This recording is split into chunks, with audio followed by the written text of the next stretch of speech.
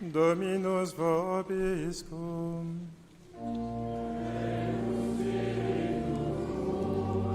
Sequentia Sancti Evangelii secundum Ioannem.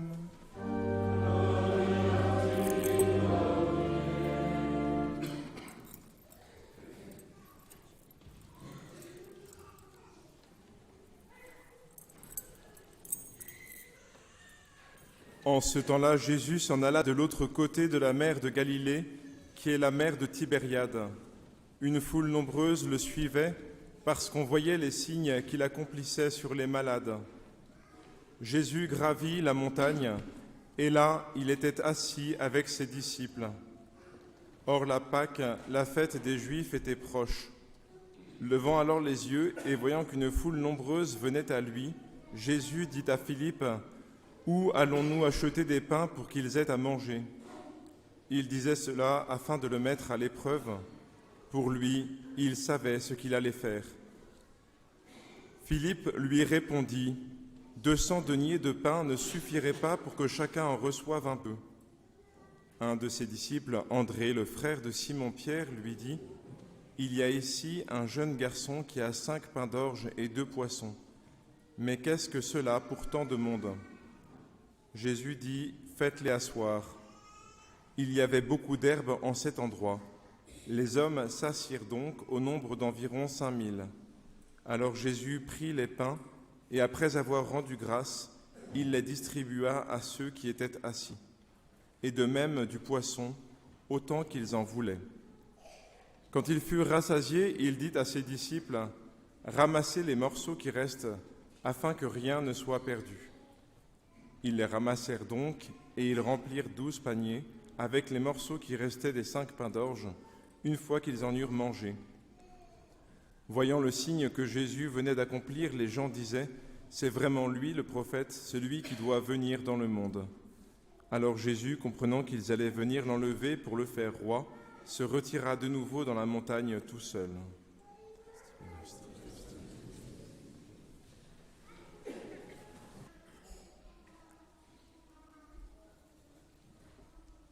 Si nous nous replongeons dans la contemplation de l'Évangile d'aujourd'hui, nous pourrions commencer par la fin, parce qu'un chrétien regarde les choses par la fin. L'Apocalypse éclaire la Genèse, la résurrection, bien évidemment, éclaire le mystère de la passion et de la vie terrestre du Seigneur, etc. Et ce qui se passe à la fin de l'Évangile, la multiplication des pains, ce retournement heureux, un grand auteur qui n'est certes pas un père de l'Église, mais qui est quand même un chrétien qui vaut la peine d'être écouté, à savoir Tolkien, appelait ça une catastrophe, une heureuse catastrophe. Si Jésus sait ce qu'il va faire, parce qu'il est Dieu fait homme, il n'en reste pas moins que la situation est grave, il y a une foule à nourrir. Et aujourd'hui comme hier, nous savons tous que ventre affamé n'a pas d'oreille. Alors du coup, quand tout est humainement perdu, le Seigneur retourne la situation. Et Tolkien, en parlant non seulement de son roman, mais surtout de l'Évangile, qui faisait une bonne différence, parlait de 2 catastrophes en disant que c'est le soudain retournement heureux dans une histoire, il écrivait à son fils, le soudain retournement heureux dans une histoire qui te transperce d'une joie provoquant les larmes. Ta nature tout entière était enchaînée dans des séries de cause à effet, dans la chaîne de la mort, et tout d'un coup, cette nature tout entière qui était enchaînée dans les chaînes de la mort, ressent un soulagement soudain, comme si un membre essentiel déboîté se remettait soudain en place. Et Tolkien conclut en disant que, bien évidemment, la résurrection a été la plus grande des heureuses catastrophes possibles, et qu'elle produit toute émotion, cette émotion essentielle qu'est la joie chrétienne. Et qu'est-ce que c'est que la joie chrétienne ? Il poursuit, c'est la joie qui suscite les larmes, parce qu'elle est qualitativement très proche du chagrin. Parce qu'elle est qualitativement très proche du chagrin. Parce qu'elle provient de ces lieux profonds où joie et chagrin ne font qu'un, réconciliés, de même qu'égoïsme et altruisme disparaissent dans l'amour. Eh bien voilà la joie chrétienne que nous célébrons aujourd'hui en ce dimanche de Létaré, avant-goût de la résurrection en carême, joie déjà possible dans la vallée de larmes du quotidien, et chacun de vous sait concrètement ce que ça veut dire marcher dans une vallée de larmes, guérison de nos maladies, faim qui commence déjà à être comblée.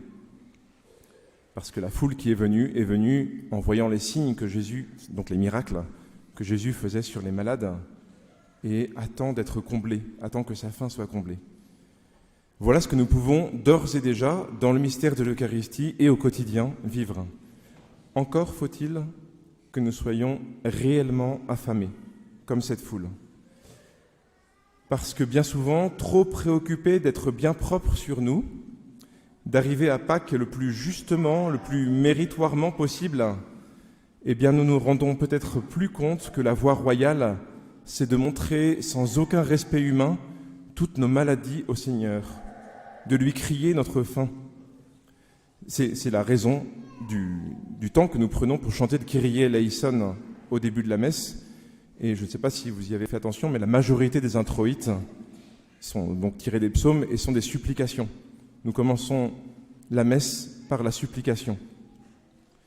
Si nous n'avons pas encore cette simplicité de montrer nos plaies, comme tous les gueux qui couraient voir Jésus, ou de reconnaître, si nous n'avons pas cette simplicité de nous conduire comme le peuple qui se pressait autour de Jésus, qui étouffait Jésus, eh bien, peut-être pouvons-nous au moins reconnaître humblement que nous manquons de foi, comme Philippe et André. Notre foi, du moins, est encore bien petite. Mais le pire, et s'il le faut, soyons comme ces pharisiens qui critiquent Jésus, mais le pire serait de rester en dehors de l'Évangile. Mieux vaut reconnaître que nous sommes des pharisiens ou des disciples qui manquent de foi, ou encore mieux, des gens normaux qui sommes malades, qui avons faim, qui avons besoin de la grâce pour tout faire, plutôt que de rester en dehors de l'Évangile. Il nous est toujours possible de crier vers le Seigneur, Kyrie eleison.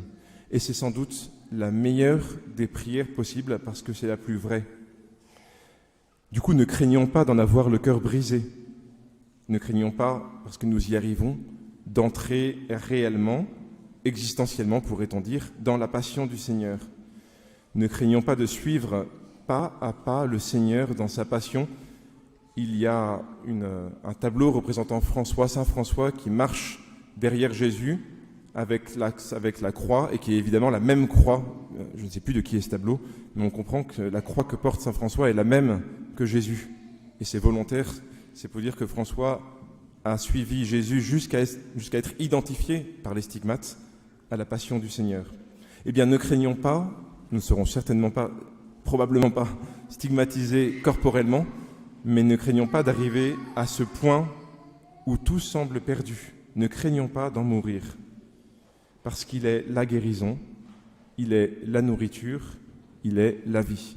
Et c'est bien ce que nous disons juste avant de communier. Seigneur, je ne suis pas digne de te recevoir sous mon toit, mais dis seulement une parole et je serai guéri. Faisons un pas de plus. Celui qui, une ou plusieurs fois, a fait l'expérience d'avoir été ainsi sauvé, guéri, nourri par le Seigneur dans sa détresse, que ce soit le péché ou la faiblesse, ou bien les deux. Eh bien, quand on a vécu cette expérience de salut, et nous avons tous eu des moments dans notre vie où nous étions au bas de l'échelle et le Seigneur est venu nous récupérer par la médiation d'un prêtre, d'un ami, par la médiation magistrale de la liturgie, spécialement de l'Eucharistie. Eh bien, quand nous avons vécu ça, nous courons un grand risque, celui de mettre la main sur le Seigneur comme la foule à la fin de l'Évangile. Ce risque de vouloir dicter au Seigneur sa conduite, comment il doit dorénavant se conduire par rapport à nous. Comme la foule dans l'Évangile. Un autre auteur, je ne résiste pas à la tentation de vous le citer, un ami de Tolkien, Lewis, disait que ces grandes joies que nous recevons sont à prendre comme des poteaux indicateurs, non pas que nous devions nous y agripper, sinon nous n'avançons plus. Eh bien, on ne met pas la main sur le Seigneur. Ceux qui, parmi les hommes, ont mis la main sur le Seigneur, eh bien, ils l'ont crucifié. Et c'est ainsi que nous faisons chaque fois que nous voulons dicter, inconsciemment certainement, au Seigneur, sa conduite. Le seul qui pose la main sur Jésus, sur le Fils, eh bien c'est le Père, comme le chante l'introïte de Pâques. Je suis ressuscité et je suis toujours avec toi. C'est Jésus, c'est le Fils qui parle au Père. Tu as mis ta main, tu as posé ta main sur moi. Mais alors c'est la main du Père qui confirme le Fils dans sa royauté universelle. Et du coup, puisque nous sommes membres du corps du Christ, qui nous confirme dans notre royauté. Mais alors c'est la main bienveillante et puissante du Père qui nous élève parce que nous aurons accepté d'être abaissés. Que ce dimanche où commence déjà à resplendir la joie de Pâques nous donne la force d'entrer vigoureusement et avec confiance dans la passion du Seigneur, au nom du Père et du Fils et du Saint-Esprit.